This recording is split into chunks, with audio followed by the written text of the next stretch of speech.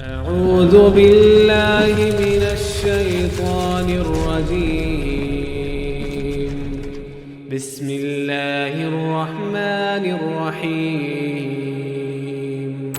إن الحمد لله نحمده ونستعينه ونستغفره ونعوذ بالله من شرور أنفسنا ومن سيئات أعمالنا من يهده الله فلا مضل له ومن يضلله فلا هادي له أشهد أن لا إله إلا الله وأشهد أن محمدا عبده ورسوله لا نبي ولا رسول بعد.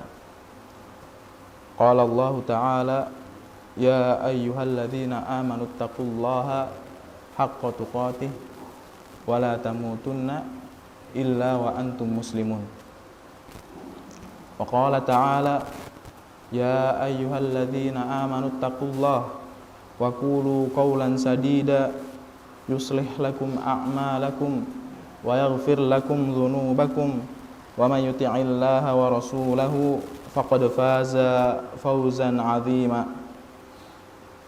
فإن أصدق الحديث كتاب الله وخير الهدي هدي محمد صلى الله عليه وسلم وشر الأمور محدثاتها فإن كل محدثة في الدين بدعة وكل بدعة ضلالة وكل ضلالة في النار.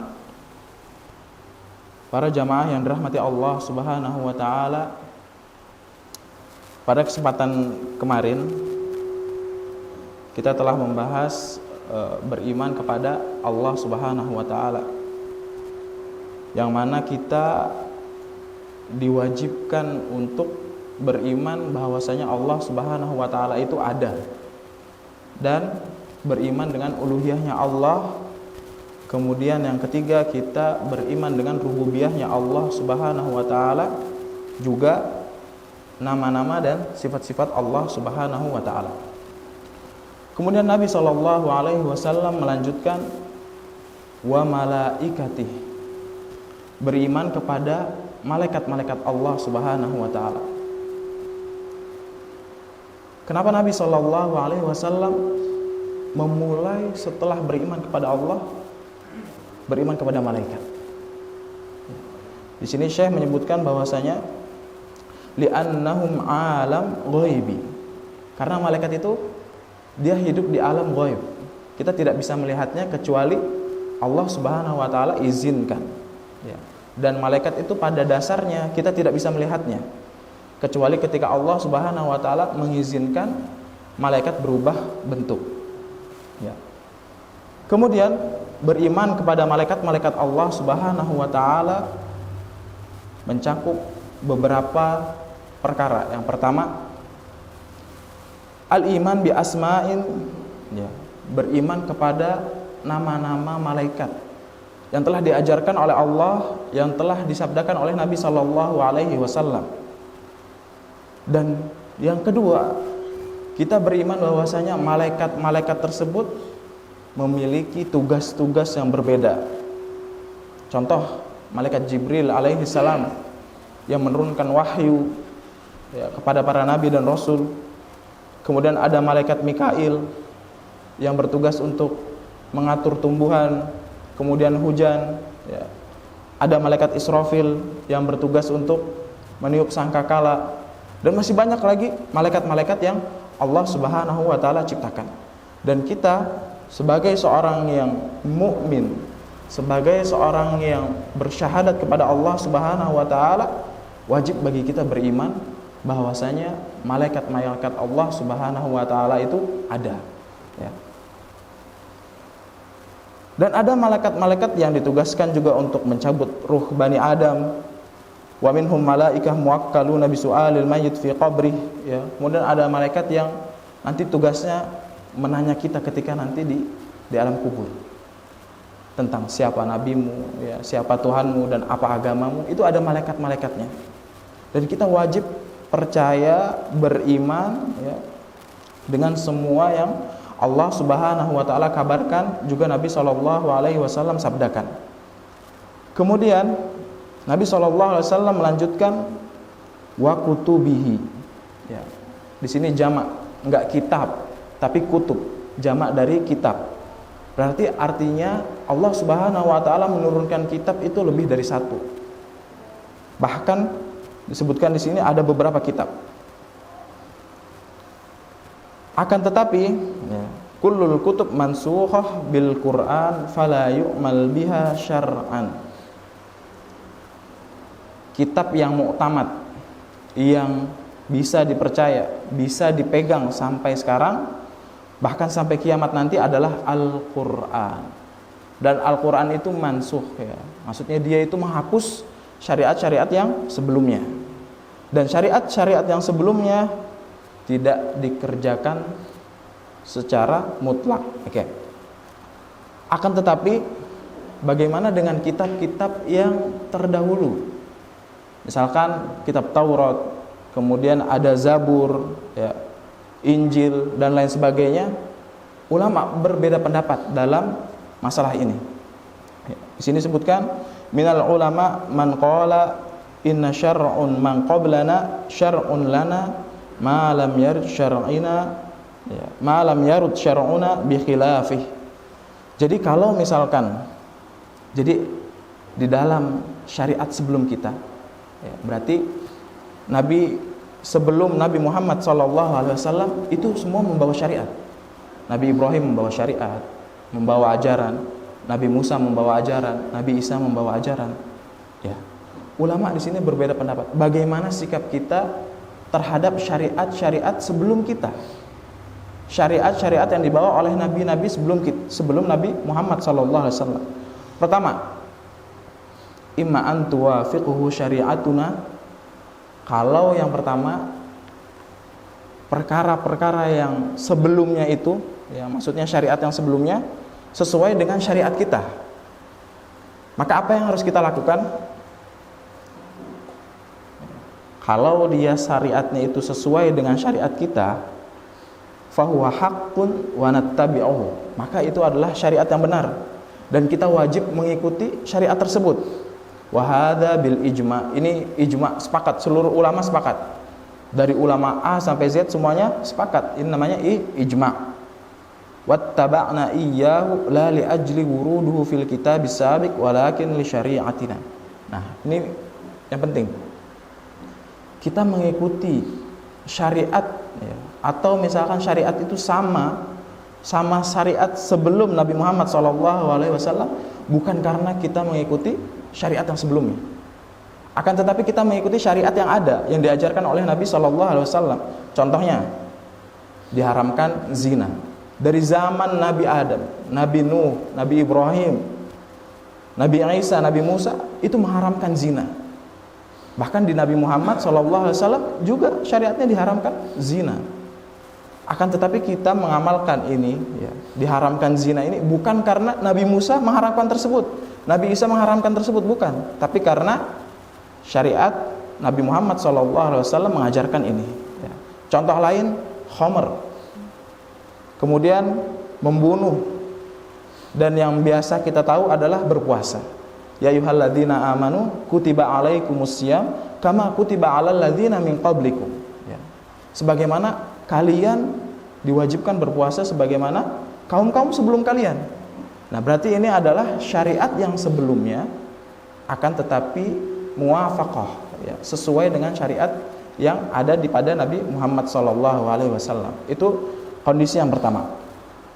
Kemudian kondisi yang kedua, ya, wa imma an tukhalifuhu syari'atuna. Kalau syariat yang lama itu menyelisihi syariat kita, ada nggak? Ada. Ya. Jadi syariat Nabi Musa, syariat Nabi Isa, Nabi Ibrahim itu ada yang sesuatu yang berbeda dari syariat Nabi Muhammad SAW. Asy-Syaikh di sini menyebutkan wa ma khalafa syari'atuna fala na'mal bihi bil ittifaq li'annahu mansukh.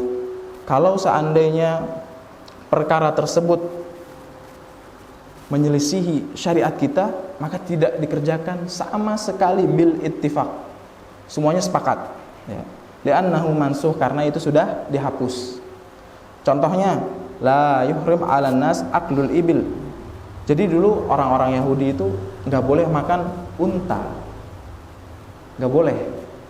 Di zamannya orang-orang Yahudi itu Bani Israel tidak boleh makan unta. Sekarang boleh nggak?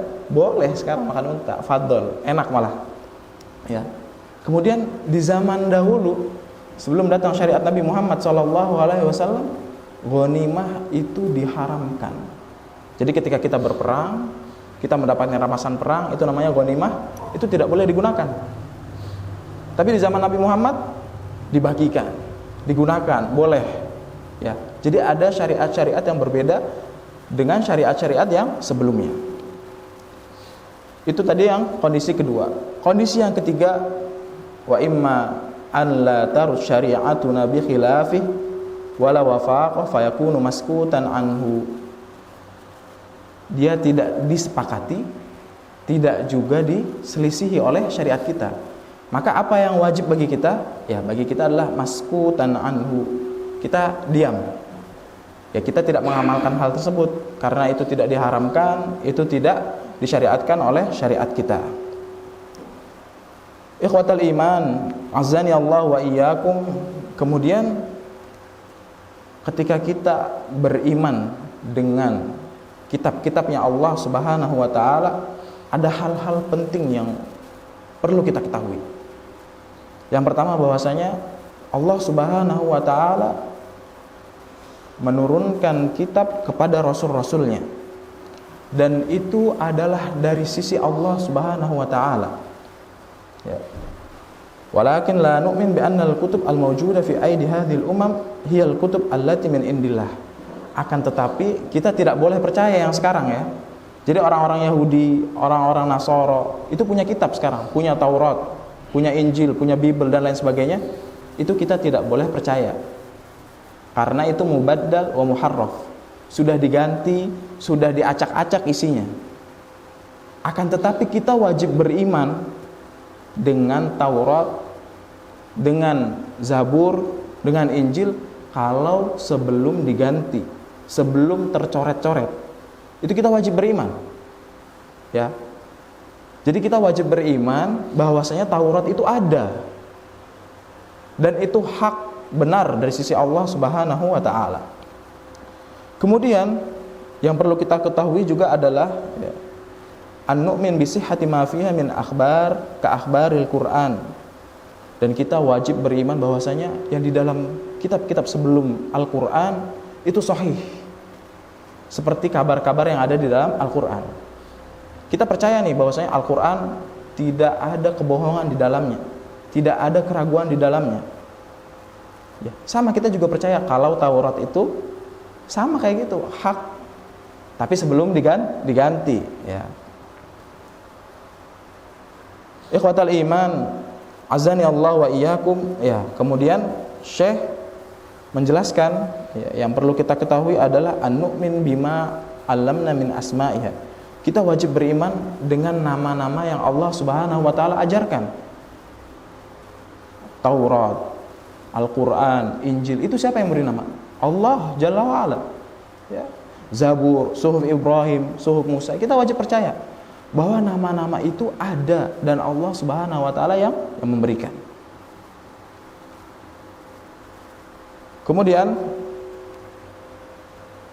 iman yang berikutnya adalah iman kepada Rasul wa rusulihi, ya. Maksudnya adalah beriman kepada utusan-utusan Allah Subhanahu wa taala. Wal murad bir rusul minal bashar. Maksudnya adalah utusan dari manusia, maksudnya ya nabi dan para rasul. Pertanyaannya adalah di sini, apakah sama antara nabi dengan rasul? Ya. Nabi dan rasul berbeda. Rasul adalah membawa syariat baru. Dan nabi tidak membawa syariat baru, dia hanya meneruskan syariat-syariat yang lama. Dan Rasul itu lebih afdol daripada Nabi. Ya. Dan setiap Rasul pasti Nabi, dan belum tentu setiap Nabi itu Rasul. Jadi lebih umum seorang Nabi daripada Rasul. Karena enggak semua orang Nabi itu Rasul, tapi seorang Rasul pasti Nabi. Ya. Kemudian kita sebutkan tobaqat, ya, derajat-derajat yang ada di dalam Islam. Pertama rasul, kemudian nabi, kemudian baru wali. Ini terkadang ada orang-orang yang salah menganggap bahwasanya wali itu lebih daripada nabi. Dalilnya apa? Mereka berpendapat, berdalil dengan kisahnya Nabi Musa dan Nabi Khidir. Dia mengatakan bahwasanya Nabi Khidir itu adalah wali, bukan nabi. Padahal Nabi Khidir itu nabi. Ya. Di dalam kisah surat Al-Kahfi disebutkan bahwasanya Nabi Khidir itu seakan-akan lebih tahu daripada Nabi Musa. Nabi Musa itu nggak bisa bersabar dengan Nabi Khidir. Nah, di situ mereka menganggap bahwasanya Nabi Khidir wali, dan wali itu lebih agung daripada nabi, dan ini adalah kesalahan. Ya. Ini adalah kekeliruan. Jadi yang benar adalah rasul, kemudian nabi, kemudian wali Allah Subhanahu wa taala. Dan rasul juga ada tobaqotnya, ada derajat-derajatnya. Yang paling afdol adalah nabi kita, Nabi Muhammad sallallahu alaihi wasallam. Dan ada juga ulul azmi, ada Nabi Nuh. Ulul azmi ada lima rasul yang paling sabar ketika diuji oleh Allah Subhanahu wa taala, termasuk di antara Nabi Nuh, Nabi Ibrahim, Nabi Musa, Nabi Isa, dan Nabi Muhammad sallallahu alaihi wasallam. Dan yang paling mulia, yang paling afdal adalah Nabi Muhammad sallallahu alaihi wasallam. Kemudian ikhwatal iman, azani Allah wa iyyakum, beriman kepada hari akhir. Ya, maksudnya adalah hari kiamat. Ketika kita mengatakan beriman dengan hari akhir, hari kiamat, ya, maka kita wajib beriman. Perlu kita ketahui bahwasanya kita wajib beriman al-iman biwuqu'ihi, beriman bahwasanya kiamat itu akan terjadi. Kita wajib percaya bahwasanya kiamat itu pasti akan terjadi. Kapan? Allahu a'lam. Ya. Wa anna Allah yab'atsu man fil qubur, dan Allah Subhanahu wa taala akan membangkitkan setiap manusia yang ada dalam kubur. Ya. Allah Subhanahu wa taala berfirman, "Tsumma innakum yaumal qiyamati tub'atsun." Ya, dan banyak dalil-dalil yang menjelaskan bahwasanya kiamat itu pasti akan terjadi. Kemudian yang kedua adalah beriman dengan apa-apa yang disebutkan oleh Allah Subhanahu wa taala di dalam Quran maupun sabda Nabi sallallahu alaihi wasallam. Ya. Contohnya misalkan kita harus percaya dengan adanya haud nanti, telaga. Kemudian adanya syafaat, kemudian adanya sirat, ya, kemudian adanya al-jannah, surga, kemudian an-nar, neraka. Ya. Kita wajib percaya bahwasanya semua itu pasti ada.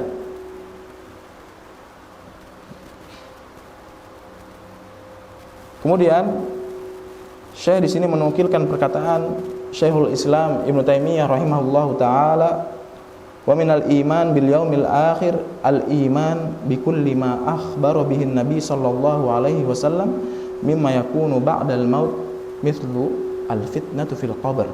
Ya. Termasuk ketika seseorang mengatakan beriman kepada hari kiamat, beriman kepada hari akhir, kita wajib beriman setiap apa yang dikabarkan oleh Rasul sallallahu alaihi wasallam. Contohnya kata Syekhul Islam Ibnu Taimiyah adalah fitnatul qabr, fitnah di dalam kubur, ujian di dalam kubur. Ya. Karena yang tadi kita sampaikan, ketika di alam kubur nanti kita akan ditanya, man rabbuk, siapa Tuhanmu, wa ma dinuk, apa agamamu, wa man nabiyyuk, siapa nabimu. Ini adalah ujian. Ketika seseorang bisa menjawab, maka dia akan selamat.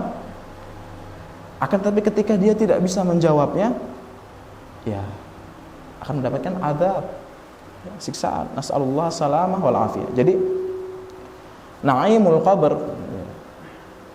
nikmat di dalam kuburan itu ada. Dan azabul qabr sebaliknya juga ada. Dan banyak orang yang mungkin enggak percaya. Emang ada ya siksa kubur itu ada. Mereka mengatakan dengan akal. sampai mereka itu pasang alat perekam lah, CCTV. Emang ada, beneran emang ada gitu ya. Padahal kita ini wajib beriman.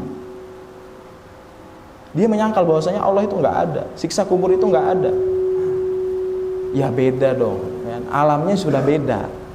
Kita ini alam dunia, sedangkan situ udah alam barzakh. Ya. Jadi kita ini wajib beriman dengan apa-apa yang dikabarkan oleh Allah dan disabdakan oleh Rasul Sallallahu Alaihi Wasallam terkait hari kiamat dan apa-apa yang terjadi setelah hari kiamat. Kemudian Nabi Sallallahu Alaihi Wasallam menyebutkan wa tu'mina bil qadari khairihi wa syarrihi. Nabi Sallallahu Alaihi Wasallam sini mengulangi wa tu'mina. Sedangkan yang lainnya enggak, wa malaikatihi wa kutubihi wa rusulihi wal yaumil akhir. Tapi yang terakhir disebut ulang lagi wa tu'mina bil qadari khairihi wa syarrihi. Kenapa? Kenapa Nabi SAW mengulang kata ini wa tu'mina? Di sini Syekh menyebutkan li ahammiyatil iman bil qadar. Karena urgensi kita mengetahui beriman terhadap takdir-takdir Allah Subhanahu wa taala. Ya. Li annal iman bil qadar muhim jiddan wa khatir jiddan. Ya. Maksudnya ketika kita ini beriman dengan takdir Allah, itu sangat-sangat penting bagi kita. Dan sangat-sangat urgen bagi kita beriman dengan takdir-takdir Allah. Kadangkala kita ini ketika ditimpa musibah, ya, malah menyalahkan Allah. Kenapa ya Allah Engkau timpakan musibah kepada saya? Ya. Kenapa dan kenapa gitu ya. Padahal itu adalah semua takdir Allah, ketentuan Allah Subhanahu wa taala. Ada maratibul iman bil qadar. Urutan-urutan ketika kita beriman kepada takdir Allah Subhanahu wa taala. Yang pertama adalah percaya bahwasanya Allah Subhanahu wa taala alimun bikulli syai'. Allah Subhanahu wa taala mengetahui segala sesuatu secara global maupun secara terperinci. Ya. Allah Subhanahu wa taala berfirman, wallahu bikulli syai'in alim, ya, la yadhillu rabbi wa la yansa. Itu secara global, ya, maksudnya Allah Subhanahu wa taala mengetahui segala sesuatu. Dan Allah Subhanahu wa taala mengetahui secara terperinci, tafsil. Itu Allah Subhanahu wa taala tahu. Allah Subhanahu wa taala berfirman, wa indahu mafatihul ghaib la ya'lamuha illahu wa ya'lamu ma fil barri wal bahr. Ya, sesungguhnya Allah Subhanahu wa taala memiliki kunci-kunci gaib.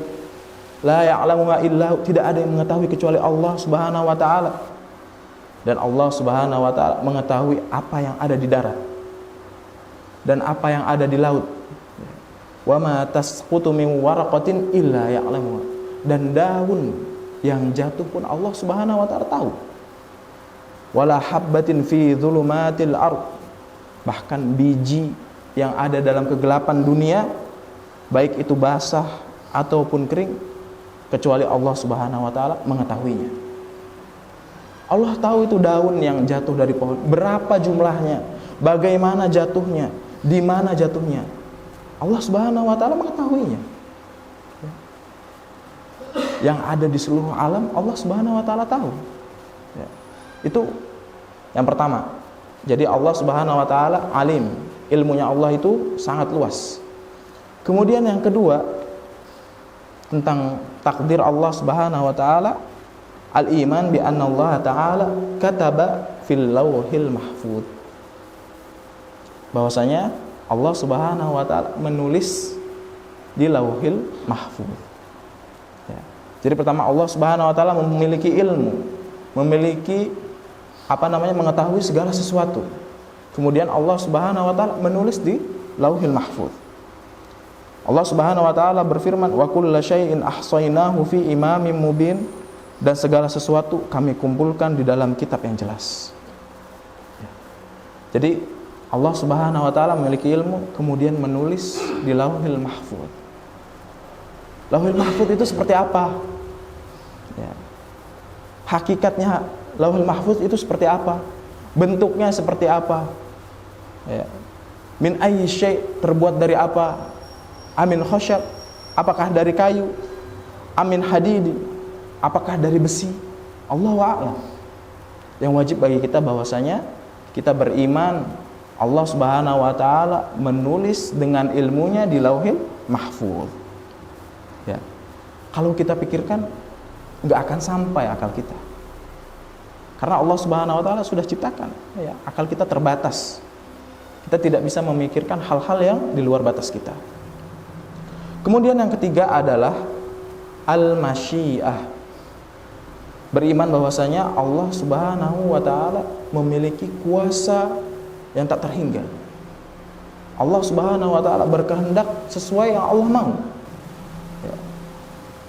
Fala yakhruj syai' an masyiatihi abadan. Maka semua yang ada di dunia ini, yang di bumi ini tidak keluar dari kehendaknya Allah Subhanahu wa taala. Ini wajib bagi kita beriman bahwasanya ini adalah masyiah Allah, kehendak Allah, kuasa Allah Subhanahu wa taala. Allah Subhanahu wa taala berfirman, "Walau syaa rabbuka ma fa'alu, walau syaa Allahu ma fa'alu." Banyak dalil-dalil yang mengatakan bahwasanya ini semua adalah kehendak Allah. Kalau Allah berkehendak, maka jadilah. Kalau Allah tidak berkehendak, maka tidak akan jadi. Ya. Masya Allahu kana wa ma lam yasha lam yakun.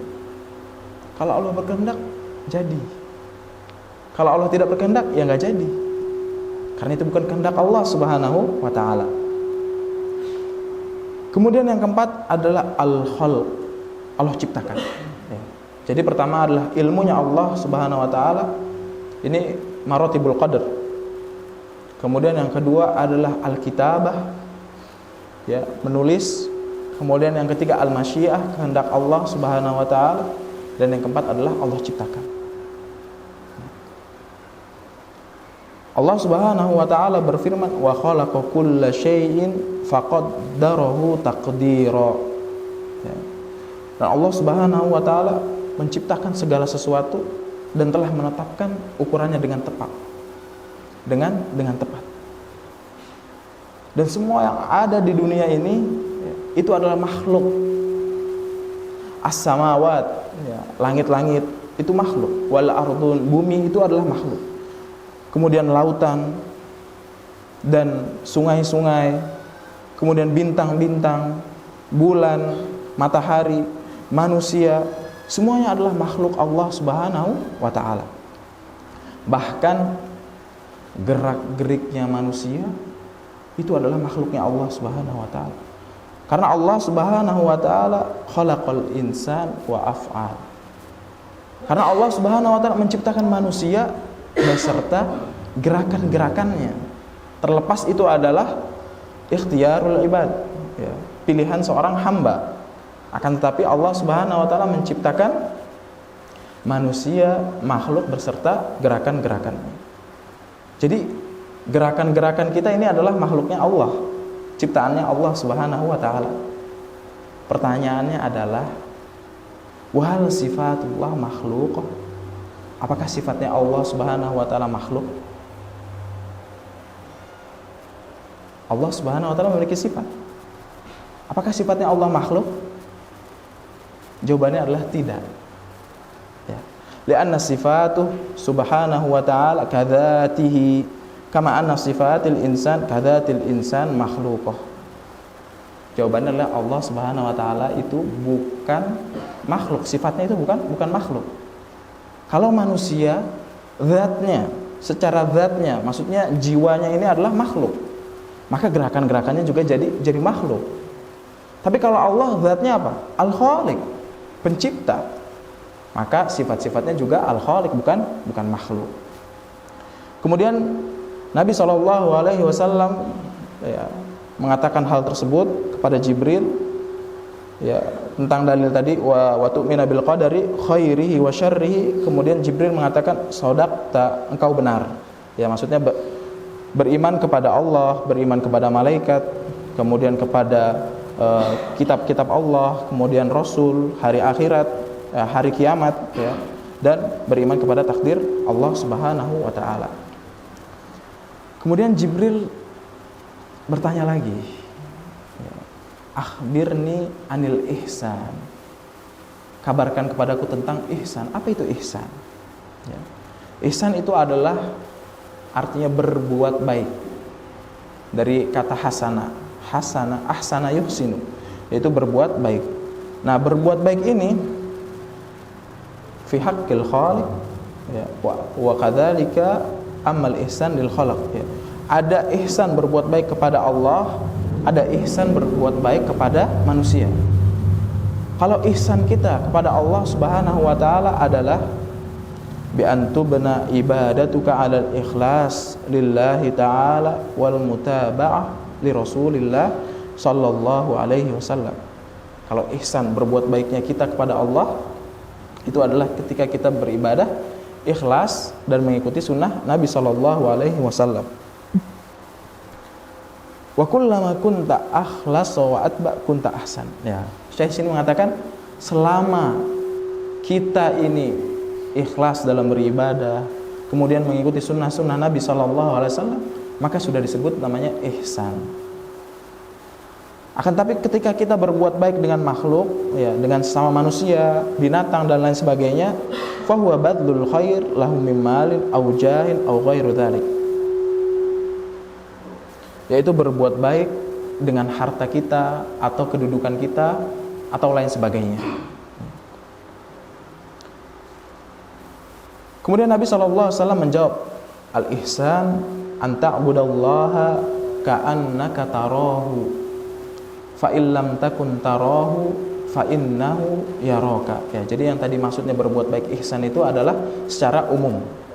Tapi Nabi SAW mengatakan bahwasanya ihsan itu adalah an ta'budallaha ka'annaka tarahu. Engkau beribadah seakan-akan engkau melihat Allah Subhanahu wa taala. Ini adalah ibadah at-talab, ya. Maksudnya ini adalah ihsannya ihsan talab. Derajatnya yang lebih tinggi ini. Yang pertama ini ihsannya. Kita beribadah seakan-akan melihat Allah.